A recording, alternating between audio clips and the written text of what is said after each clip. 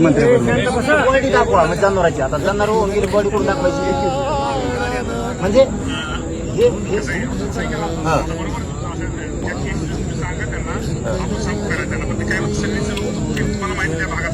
नाही जे जे मामा शेतकरी आपला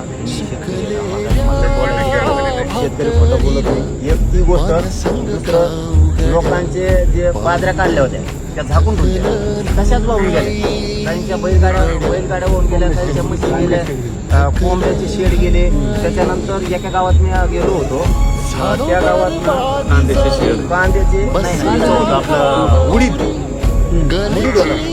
पूर्ण लॉटच गेला देऊ म्हणजे जवळपास 25-30 एकर असेल.